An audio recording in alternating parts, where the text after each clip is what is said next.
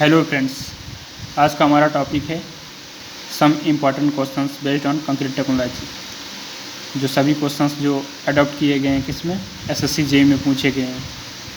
Okay, तो friends पहले question से स्टार्ट करते हैं। कंक्रीटिंग कितने तापमान पर की जाती है? तो कंक्रीटिंग क्या, उसको किसी भी मोल्ड में या फिर स्लैब वगैरह या जो भी रोड वगैरह बननी वहाँ पे क्या बिछाना है, तो इसके लिए जो टेम्परेचर फिक्स है 5 to 40 degree centigrade. Okay friends, इससे 5 डिग्री सेंटीग्रेड से अगर नीचा टेम्परेचर है तब भी हम लोग कंक्रीटिंग नहीं करेंगे, और 40 डिग्री सेंटीग्रेड से ऊपर हो गया तो भी हम लोग कंक्रीटिंग नहीं करेंगे।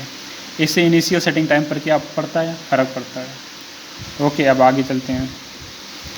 अब इनिशियल सेटिंग टाइम देखो 5 डिग्री सेंटीग्रेड होगा अगर टेम्परेचर, तो इससे अगर नीचे हो गया टेम्परेचर तो उस कंडीशन में इनिशियल सेटिंग टाइम जो होगा यानी कंक्रीट जो होगी वो क्या हो जाएगी, जल्दी ही क्या हो जाएगी, जम जाएगी। उतना इनिशियल सेटिंग टाइम नहीं मिल पाएगा और इसमें क्या होगी, देर तक की वैसी बनी रहेगी कंक्रीट। तो इस कंडीशन में हम लोग जो टेम्परेचर फिक्स रहता है उसका। ओके, सेकेंड क्वेश्चन देखते हैं। फाउंडेशन का भार माना जाता है। हम लोग कॉलम वगैरह की डिज़ाइन करते हैं, सपोज दैट किसका कॉलम है, कंक्रीट का कॉलम है, और उसके नीचे क्या दी जाती है, नींव वगैरह दी जाती है। जो नींव देते हैं उसका कभी कभी भार नहीं दिया जाता है, तो उस कंडीशन में जो लोड लेते हैं वो कितना लेते हैं, 10% लिया जाता है। ओके, थर्ड क्वेश्चन देखते हैं।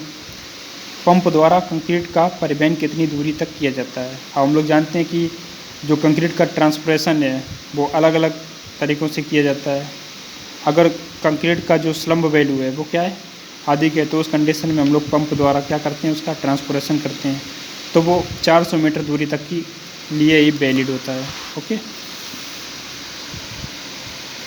अब आ जाते हैं चौथे क्वेश्चन पे। कंक्रीट की बेचिंग करने की कितनी विधियाँ हैं?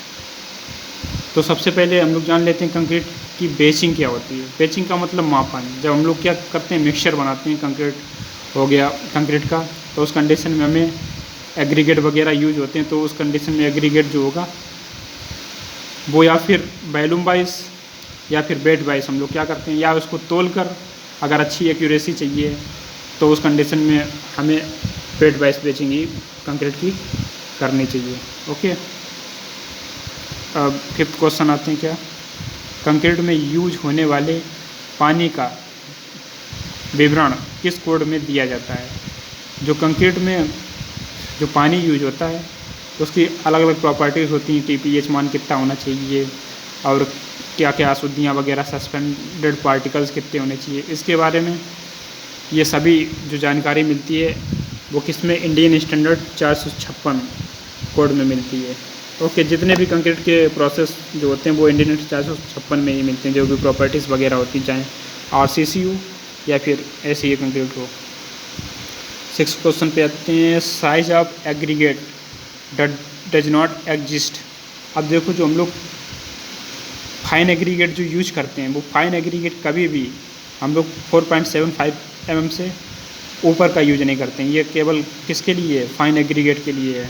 ओके, अब वो कोर्स एग्रीगेट तो हम लोग 20 mm, 40 mm, 80 mm तक का यूज करते हैं, लेकिन जो फाइन एग्रीगेट है वो कितना यूज करेंगे, 4.75 mm। ओके, अब question number 7। No shrinkage occurs if the concrete is placed in relative humidity. हमें पता है कि क्यूरिंग हम लोग क्यों करते हैं, जिसमें उसमें श्रिंकेज वगैरह ना हो, टेंसाइल स्ट्रेस जनरेट ना हो, जिससे क्या होगी, कंक्रीट क्या हो जाएगी, उसमें श्रिंकेज पड़ जाएंगे। तो उसे रोकने के लिए या फिर हम लोग क्यूरिंग करते हैं। अगर टेम्परेचर, अगर क्यूरिंग नहीं करते हैं, अगर वहाँ का ह्यूमिडिटी कितना है, 100% है यानी कि 1 है, तो उस कंडीशन में उसमें कोई श्रिंकेज वगैरह नहीं होंगे। Question number 8। कंक्रीट की FCR कितनी होती है? FCR का मतलब है सिलेंड्रिकल स्ट्रेंथ। अब कंप्रेसिव स्ट्रेंथ को हम लोग किस किस के फाइंड करते हैं, क्यूब हो गया, सिलेंडर, तो क्यूब द्वारा अगर हमने स्ट्रेंथ जो आती है वो क्या आती है, ज़्यादा आती है। तो क्यूब द्वारा अगर स्ट्रेंथ ज्ञात की, ओके, और उसको किस में कन्वर्ट करना, सिलेंड्रिकल स्ट्रेंथ में, तो उस कंडीशन में FCR = 0.7 √FCK, यानी कि इसका 70% और अंडर रूट लेते हैं। ओके, एफ सी की वैल्यू जानते हैं हम लोग कितनी, M10 M15 अलग अलग होती हैं। Okay friend, that is all about all questions. अगर आपको ये वीडियो पसंद आए तो लाइक कीजिए और सब्सक्राइब कीजिए।